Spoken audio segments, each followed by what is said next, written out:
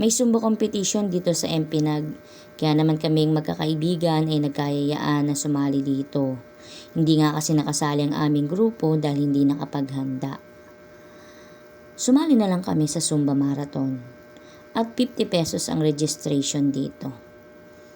Kami ni na Jen, Gemma, Roslyn at yung kaibigan ni Jen.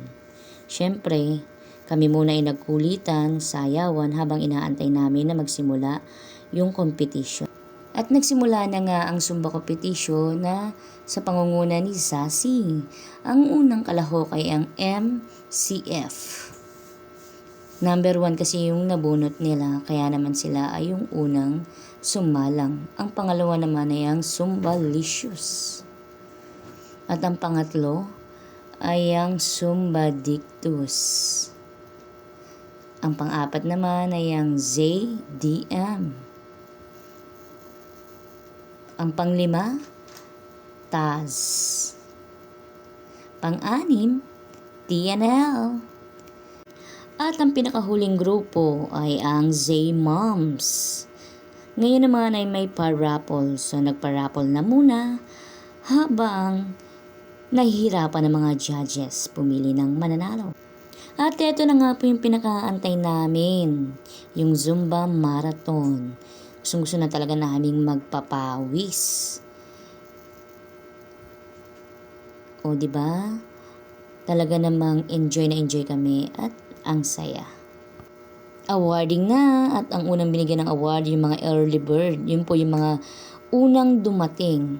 At ang pangalawa naman po ay ang Gold Zumba. Yun po yung mga nakakapag-zumba pa rin kahit senior na. At ang pangatlo naman po ay ang Most Energetic. Hindi napapagod yun. Kaya nga tinawag na Most Energetic. Dalawa silang napili na Most Energetic. Congratulations sa mga nanalo. At ang sumunod naman pong award ay ang Best in Costume. O diba? Deserve naman talaga nilang maging best in costume. Manalo ng best in costume. Dahil ang ganda naman talaga ng costume nila. Meron din nga po palang King and Queen Zumba. Congratulations. At meron din pong nanalo na for third place. Ito nga po ay ang grupong Zumbadictus.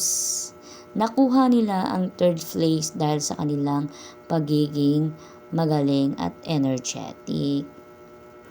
Isa nga ako sa napahanga nila nung napanood ko yung kanilang mga moves. Nagkakaisa, pero hindi naman masasabing perfect talaga siya. So, ang second place nga ay ang CDM.